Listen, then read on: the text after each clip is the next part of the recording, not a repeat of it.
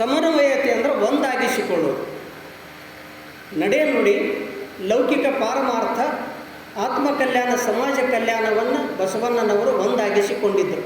ಅದಕ್ಕಾಗಿ ಅವರು ಇನ್ನೂ ತಕ್ಕ ಇರ್ತಾರೆ, ಯಾವಾಗಲೂ ಇರ್ತಾರೆ. ಬರೇ ಮಾತಾಡಲಿಲ್ಲ ಅವರು, ಬರೇ ನುಡಿಲಿಲ್ಲ, ನುಡಿದಂತೆ ನಡೆದರು. ಶರಣರು ನಡೆದಂತೆ ನುಡಿದರು, ನುಡಿದಂತೆ ನಡೆದರು.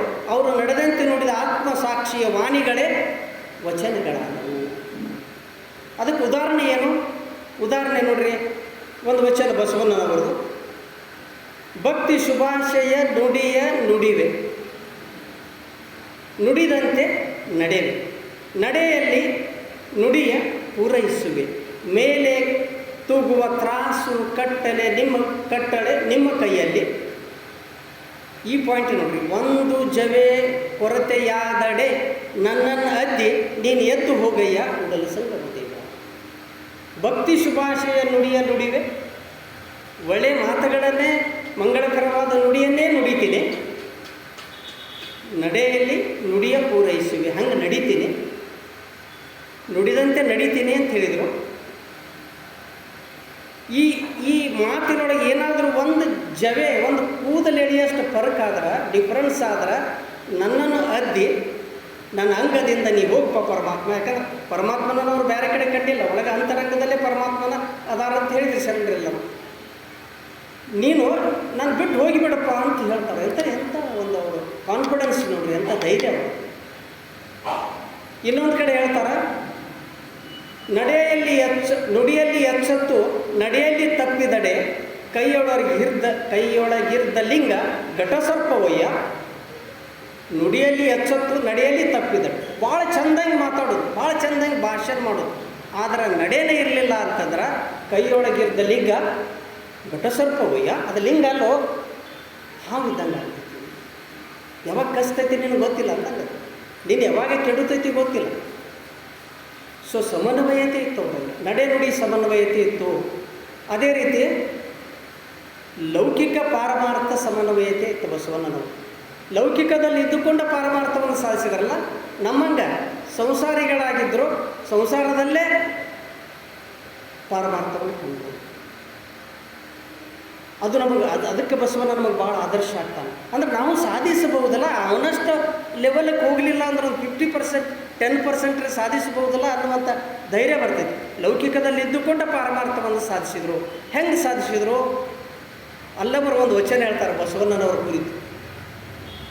ಬಸವಣ್ಣನವ್ರ ಕುರಿತು ಅಲ್ಲಮರು ಒಂದು ವಚನ ನೋಡಿ. ಅಲ್ಲಮರು ಮಹಾಜ್ಞಾನಿ, ಆದರೆ ಬಸವಣ್ಣನವ್ರು ಹೊಗಳ್ತಾರೆ. ಎಲ್ಲ ಶರಣರು ಬಸವಣ್ಣನವ್ರನ್ನ ಹೊಗಳ್ತಾರೆ. ಆದರೆ ಬಸವಣ್ಣವ್ರು ಏನು ಹೇಳ್ತಾರೆ? ಎದೆಗಿಂತ ಹಿರಿಯನಿಲ್ಲ, ಶಿವಭಕ್ತರಿಗಿಂತ ಹಿರಿಯನಲ್ಲ. ಎಲ್ಲರಿಗಿಂತ ಹಿರಿಯದಾನ, ಆದರೆ ನಾನು ಕಿರಿ ಅಂತ ಹೇಳ್ತಾನೆ. ಅದು ಕಿಂಕರತ್ವದಿಂದ ಶಂಕರತ್ವಕ್ಕೆ ಹೋಗುವಂಥ ಹಾದಿ ಹೇಳ್ತಾರೆ ಅವರು. ಕಿಂಕರತ್ವದಿಂದ ಶಂಕರತ್ವಕ್ಕೆ ಹೋಗ್ತೀವಿ ನಾವು. ನಾ ದೊಡ್ಡವ ಅಂದರೆ ಎಂದೆಂದು ಹೋಗೋಕ್ಕೆ ಸಾಧ್ಯ ಇಲ್ಲ. ನಾ ಸಣ್ಣವ, ನನಗೇನು ಗೊತ್ತಿಲ್ಲ ಅನ್ನಬೇಕು, ತಿಳ್ಕೋಬೇಕು, ಇರಬೇಕು, ಸಹಜವಾಗಿರ್ಬೇಕು ಅಷ್ಟೆ. ನನಗೆಲ್ಲ ಗೊತ್ತೈತೆ ಅಂದ್ರೆ ಅವ್ರಿಗೆ ಏನೂ ಗೊತ್ತಿಲ್ಲ ಅಂದಂಗೆ. ಏನು ಗೊತ್ತೈತಿ? ಜಗತ್ತು ಎಷ್ಟು ದೊಡ್ಡದೈತಿ, ಎಷ್ಟು ಇನ್ಫಾರ್ಮೇಷನ್ ಐತಿ, ನನಗೆ ಏನು ಗೊತ್ತೈತಿ? ಏನು ಸ್ಟ್ಯಾಟಿಸ್ಟಿಕ್ಸ್ ಏನು ಗೊತ್ತೈತೆ ನನಗೆ? ಸುಮ್ಮ ಒಂದು ಸಿಲೆಬಸ್ ಗೊತ್ತೈತೆ ಅಷ್ಟೇ. ಎಷ್ಟು ದೊಡ್ಡದೈತಿ ಸ್ಟ್ಯಾಟಿಸ್ಟಿಕ್ಸ್, ಮ್ಯಾಥಮೆಟಿಕ್ಸ್, ಇದು ವಚನ ಸಾಹಿತ್ಯ ಎಷ್ಟು ಗೊತ್ತೈತೆ? ಒಂದು 4-5 ವಚನ ಗೊತ್ತದಾವೆ, ಇದ್ದುದನ್ನು ಹೇಳಾಕತ್ತೀವಿ ಅಷ್ಟೇ. ಬಸವಣ್ಣನವ್ರು ಏನು ಹೇಳ್ತಾರೆ, ಅಲ್ಲವರು ಏನು ಹೇಳ್ತಾರಂದ್ರೆ ಬಸವಣ್ಣನವ್ರ ಕುರಿತು, ಕುಂಡಲಿಗನ ಕೀಡದಂತೆ ಮೈ ಮಣ್ಣಾಗದಂತೆ ಇದ್ದೆಯಲ್ಲ ಬಸವಣ್ಣ, ಜಲದೊಳಗನ ತಾವರೆಯಂತೆ ಹೊದ್ದಿಯು ಹೊದ್ದದಂತೆ ಇದ್ದೆಯಲ್ಲ ಬಸವಣ್ಣ, ಜಲದಿಂದಾದ ಮೌಕ್ತಿಕದಂತೆ ಜಲವು ತಾನಾಗದಂತೆ ಇದ್ದೆಯಲ್ಲ ಬಸವಣ್ಣ, ಐಶ್ವರಂಧಕರ ತನುಗುಣ ಮೊತ್ತರಾದ ಮತವ ನೇನ ಮಾಡಿ ಬಂದೆಯ್ಯ ಸಂಗನ ಬಸವಣ್ಣ, ಗುಹೇಶ್ವರ ಲಿಂಗದ ಅನತಿ ಬಿಡಿದು. ಏನು ಹೇಳ್ತಾರೆ? ಕುಂಡಲಿನ ಕೀಡದಂತೆ ಮೈ ಮಣ್ಣಾಗದಂತೆ ಇದ್ದೇ ಇಲ್ಲ ಬಸವಣ್ಣ. ಕುಂಡಲಿನ ಕೀಡಂತ ಬರ್ತಿತ್ತು, ಅದು ಮಣ್ಣಿನೊಳಗೆ ಇದ್ದರು ಅಥವಾ ರಾಡಿ ಒಳಗೆ ಇದ್ದರೂ ತನ್ನ ಮೈಗೆ ರಾಡಿ ಹಚ್ಕೊಳಂಗೆ. ಹಂಗಿದ್ಯಲ್ಲಪ್ಪ ಬಸವಣ್ಣ. ಎಲ್ಲರ ದೋಷಗಳನ್ನು ತೆಗೆದೆ ನೀ ಯಾವುದೋ ದೋಷವನ್ನು ಅಂಟಿಸಿಕೊಳ್ಳಲಿಲ್ಲಪ್ಪ, ನಿರ್ಮಲವಾಗಿ ಇದ್ದೆಲ್ಲ ಕಲಿತಕ್ಕ.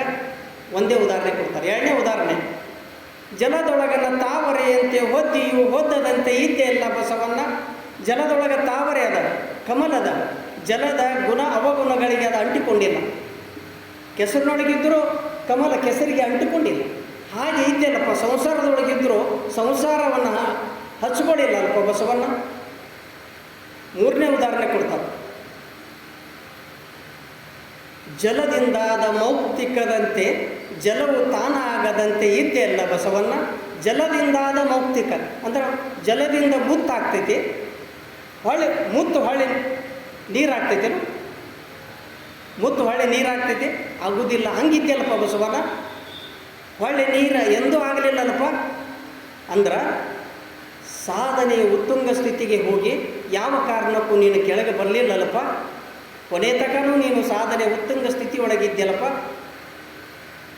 ಈಗ ನಾವು ನೋಡ್ತೀವಿ, ಎಷ್ಟೋ ಸ್ವಾಮಿಗಳು ಸಾಧನೆ ಮಾಡಿದ್ರು ಉತ್ತುಂಗ ಸ್ಥಿತಿಗೆ ಹೋಗ್ತಾರೋ, ಏನೋ ಒಂದು ಕ್ಷುಲ್ಲಕ ಕಾರಣದಿಂದ ಕೆಳಗೆ ಬರ್ತಾರೆ. ಅವ್ರ ಮ್ಯಾಗ ಹೆಂಗೆ ವಿಶ್ವಾಸವಿದೆ? ಹಾಗಿದ್ದಿದ್ದಿಲ್ಲಲ್ಪ ಬಸವಣ್ಣ ನೀನು. ತನುಗುಣ ಮತ್ತರಾದ ಐಶ್ವರ ಅಂಧಕರ ಮತವನ್ನೇನು ಮಾಡಿ ಬಂದೆಯ್ಯ ಬಸವಣ್ಣ. ಈಗೇನು ನಿನ್ನ ಮತ ಇತ್ತಲ್ಲ, ಅವ್ರಿಗೇನು ಹೇಳಿ ಬಂದೆ ಬಸವಣ್ಣ? ಯಾಕಂದ್ರೆ ನಿನ್ನ ಮತ ಏನು ಸಾಮಾನ್ಯ ಮತ ಅಲ್ಲ. ಅವ್ರ ಮತ ಅವ್ರು ಹುಟ್ಟಿದ್ದು ಏನು ಐತಿಲ್ಲ ಅದು ಸಾಮಾನ್ಯ ಅಲ್ಲ. ಅವ್ರಿಗೆ ನೀನು ಏನು ಹೇಳಿ ಬಂದೆ ಬಸವಣ್ಣ ಹೊರಗೆ ನೀನು? ಅವ್ರನ್ನ ಹೆಂಗೆ ವಿರೋಧ ಹಾಕ್ಕೊಂಡಿಪ್ಪ? ಯಾಕಂದ್ರೆ ಕುಲವನ್ನು ಎದುರು ಹಾಕೊಳ್ಳೋದು ಭಾಳ ಸುಲಭ ಇಲ್ಲ. ನಿಮ್ಗೆ ಗೊತ್ತೈತಿ, ಒಂದು ಸ್ವಲ್ಪ ಏನಾರೇ ಮಾತಾಡಿದ್ರೆ ಇವ್ನು ಜಾತಿ ಬಿಟ್ಟು ಹೊರಗೆ ಆಗಿರ್ತಾರೆ. ಸತ್ಯನೇ ಇರ್ತೈತಿ, ಅದು ಸತ್ಯನೇ ಇರ್ತೈತಿ. ಇವ್ನು ಭಾಳ ದೊಡ್ಡ ಕೆಲಸ ಮಾಡಾಕತ್ತಾನೆ, ದೊಡ್ಡ ಏನೇನು ಹೇಳಾಕತ್ತಾನೆ, ದೊಡ್ಡ ಶಾನೆ ಆಗ್ಯಾನೋ, ಇವನ್ನ ಜಾತಿ ಬಿಟ್ಟು ಹೊರಗೆ ಬಿಟ್ಟಿರ್ತಾರೆ. ಸತ್ಯವನ್ನು ಹೇಳೋದು ಕಟ್ಟಿದ. ಆದರೆ ಬಸವಣ್ಣ ಅಂಥ ಕಾಲದೊಳಗೆ, ಈಗ ಬಿಟ್ಟರೆ ಅಂಥ ಕಾಲದೊಳಗೆ ಇಡೀ ತನ್ನ ಕುಲವನ್ನು ಧಿಕ್ಕರಿಸಿ ಬಂದಲ್ಲಿ ಹೆಂಗೆ ಬಂದೆ, ಅವ್ರಿಗೆ ಏನು ಹೇಳಿ ಬಂದೆ ಬಸವಣ್ಣ ಅಂತ ಅಲ್ಲಮರು ಹೇಳ್ತಾರಲ್ಲ. ಲೌಕಿಕದೊಳಗೆ ಇದ್ದು ಪಾರಮಾರ್ಥ ಸಾಧಿಸಬೇಕಾದ್ರೆ ನಿರ್ಬಲವಾಗಿರಬೇಕು, ನಿಶ್ಚಲವಾಗಿರಬೇಕು ಮತ್ತು ನಿರ್ಲಿಪ್ತತೆ ಇರಬೇಕು. ನಿರ್ಮಲ, ನಿರ್ಲಿಪ್ತತೆ, ನಿಶ್ಚಲ ಇದ್ದರೆ ನಾವು ಸಂಸಾರದೊಳಗಿದ್ದರೂ ಪಾರಮಾರ್ಥವನ್ನು ಸಾಧಿಸಲಿಕ್ಕೆ ಸಾಧ್ಯ ಎಂಬುದನ್ನು ಬಸವಣ್ಣನವರು ತೋರಿಸಿಕೊಟ್ಟಿದ್ದನ್ನು ಅಲ್ಲಮರು ತಮ್ಮ ವಚನದ ಮೂಲಕ ಹೇಳ್ತಾರೆ. ಇದು ಲೌಕಿಕ ಪಾರಮಾರ್ಥಗಳ ಸಮನ್ವಯತೆ. ಇನ್ನು ಆತ್ಮಕಲ್ಯಾಣ, ಸಮಾಜ ಕಲ್ಯಾಣದ ಸಮನ್ವಯತೆ ಕಾಣ್ತೀವಿ ನಾವು ಬಸವಣ್ಣನವರಲ್ಲಿ. ಬಸವಣ್ಣನವರಾಗಲಿ ಶರಣರಾಗಲಿ ಆತ್ಮಕಲ್ಯಾಣಕ್ಕೆ ನಿಂದಿರಲೇ ಇಲ್ಲ. ಭಾಳಷ್ಟು ಧರ್ಮಗಳು ಆತ್ಮಕಲ್ಯಾಣಕ್ಕೆ ನಿಂತವು. ಆತ್ಮಕಲ್ಯಾಣ ಆದ್ರೆ ಸಾಕು, ನನ್ನ ಕಲ್ಯಾಣ ಆದ್ರೆ ಸಾಕು, ಬೇರೆ ಹೊರತುಕೊಂಡು ನಮಗೇನು ಮಾಡೋದು? ಆದರೆ ಶರಣರಂಗಿಲ್ಲ. ಆತ್ಮಕಲ್ಯಾಣದ ಜೊತೆಗೆ ಸಮಾಜ ಕಲ್ಯಾಣ ಅಥವಾ ಲೋಕ ಕಲ್ಯಾಣಕ್ಕೆ ಬರ್ತಾರೋ. ವಚನ ನೋಡ್ರಿ, ಅದಕ್ಕೆ ಆಧಾರಗಳ ವಚನಗಳ ಆಧಾರ. ನಮ್ಗೆ ಏನು ಹೇಳ್ತಾರೆ ನೋಡಿ? ಕನ್ನಡಿಯ ನೋಡುವ ಅನ್ನಗಳಿರ ಜಂಗಮವ ಕಾಣಿರೋ, ಕನ್ನಡಿಯ ನೋಡುವ ಅನ್ನಗಳಿರ ಜಂಗಮವ ಕಾಣಿರೋ, ಲಿಂಗಯ್ಯ ಜಂಗಮದಲ್ಲಿ ಸನ್ನಿಹಿತ, ಸ್ಥಾವರ ಜಂಗಮ ಒಂದೇ ಎಂಬುದು ಕೂಡಲ ಸಂಗನ ವಚನ. ಏನಿದು? ಕನ್ನಡಿಯ ನೋಡುವ ಅನ್ನಗಳಿರ ಜಂಗಮವ ಕಾಣಿರು. ಜಂಗಮ ಅಂದರೆ ಸಮಾಜ. ಕನ್ನಡಿ ಅಂದರೆ ಇಷ್ಟಲಿಂಗ. ಇಷ್ಟಲಿಂಗ ಪೂಜೆ ಮಾಡಿಕೊಡುವ ಅನ್ನಗಳಿರ ಒಂದಿಟ್ಟು ಸಮಾಜದ ಕಡೆ ಬರೀಪ. ಬರೀ 3 ಹೊತ್ತು ಪ್ರಸಾದ, 3 ಹೊತ್ತು ಪೂಜೆ ಮಾಡ್ಕೋತ ಅಲ್ಲೇ ಕುಂದರಬೇಡ್ರಿ, ಒಂದಿಟ್ಟು ಸಮಾಜದ ಕಡೆ ಬರ್ರಿ. ಲಿಂಗಯ್ಯ ಜಂಗಮದಲ್ಲಿ ಸನ್ನಿಹಿತವಾಗಿಪ್ಪ. ಲಿಂಗಯ್ಯ ಎಲ್ಲಿದಾನ? ಜಂಗಮದೊಳಗದ. ಜಂಗಮ ಅಂದ್ರೆ ಸಮಾಜದೊಳಗದಾನ, ದೀನ ದಲಿತರೊಳಗದಾನ, ಅಸಹಾಯಕರೊಳಗದಾನ. ಆ ಕಡೆ ಬಾ ಒಂದಿಷ್ಟ ಅಂದ್ರೆ ಜನಸೇವೆಯೇ ಜನಾರ್ದನ ಸೇವೆ ಅಂತಂದ್ರೆ ಅಲ್ಲಿ ಅದಾನ. ಆ ಕಡೆ ಬರೀ ಒಂದಿಷ್ಟು ಸೇವೆ ಮಾಡಿರಿ. ಬರೀ ನಿಮ್ಮದಾತು, ನೀವು ಬರೀ ಅಶೋಕ ಟ್ರೀಗತೆ ಎತ್ತರ ಬೆಳೆದ್ರೆ ತೊಗೊಂಡು ಏನು ಮಾಡೋದು? ಏನು ನೆರಳಿಲ್ಲ, ಹಣ್ಣಿಲ್ಲ. ಒಂದಿಷ್ಟು ಮಾವಿನ ಮರ, ಬೇವಿನ ಮರದಂಗೆ ಒಂದಿಷ್ಟು ಹಾರಿಜೆಂಟಲ್ ವರ್ಟಿಕಲ್ ಬೆಳೆದ್ರೆ ಪ್ರಾಣಿ ಪಕ್ಷಿಗಳಿಗೆ ಒಂದಿಷ್ಟು ಉಪಯೋಗ ಆದಿತ್ತು, ನೆರಳಾದಿತ್ತು, ಹಣ್ಣುಗಳು ಸಿಕ್ಕಾವ. ಹಂಗೆ ನೀನು ಬರೀ ನಿನ್ನ ಕಲ್ಯಾಣ ಮಾಡ್ಕೊಂಡ್ರಾಗಲಿಲ್ಲ, ಒಂದಿಷ್ಟು ಸಮಾಜ ಕಲ್ಯಾಣದ ಕಡೆ ಬಾ. ಅವು ಎರಡು ಸಮನ್ವಯಗೊಳಿಸಿಕೊಂಡ್ರು. ಮರೆದರೆ ಬಾಡೋದು, ಎರೆದರೆ ನೆನೆಯೋದು. ಮರೆದರೆ ಬಾಡೋದು, ಎರೆದರೆ ನೆನೆಯೋದು. ಉರುಳಿಲ್ಲ ಲಿಂಗಾರ್ಚನೆ. ಮೊದಲು ಲಿಂಗಾರ್ಚನೆ ಮಾಡ್ಕೋರಿ ಅಂತ ಹೇಳಿದರು ಬಸವಣ್ಣನವರು. ಮುಂದೆ ಬರ್ತಾರ, ಮರೆದರೆ ಬಾಡೋದು, ಎರೆದರೆ ನೆನೆಯೋದು, ಉರುಳಿಲ್ಲ ಲಿಂಗಾರ್ಚನೆ. ಜಂಗಮ ಕೆರೆದಡೆ ಸ್ಥಾವರ ನೆನೆಯಿತ್ತು ಕೂಡಲ ಸಂಗಮ ದೇವ.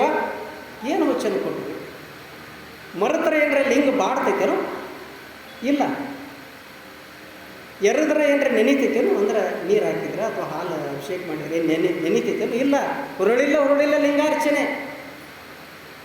ಜಂಗಮ ಕೆರೆದರೆ ಸ್ಥಾವರ ನೆನೆಯಿತು. ಸಮಾಜ ಸೇವೆ ಮಾಡಿದ್ರೆ, ಸಮಾಜಕ್ಕೆ ಒಂದಿಟ್ಟು ಏನಾದರೂ ಕೊಟ್ರೆ, ದಾಸೋಹ ಮಾಡಿದ್ರೆ ಏನಾಗ್ತೈತಿ? ಸ್ಥಾವರ ನೆನೆಯಿತ್ತು. ಸ್ಥಾವರ ಅಂದ್ರೆ ಇಷ್ಟಲಿಕ್ಕೂ ಸ್ಥಾವರ. ಈಗ ಅದು ನೆನೀತೈತಿ ಅಂದ್ರೆ ಅದು ನಿನಗೆ ಒಲಿತೈತೆ ಅಂದಂಗೆ. ನೆನೀತೈತಿ ಅಂದ್ರೆ ಒಲಿತೈತಿ. ಇಲ್ಲಿಕ್ಕೂ ಒಲಿದಿಲ್ಲ ಅಂತ ಎಂಥವುದು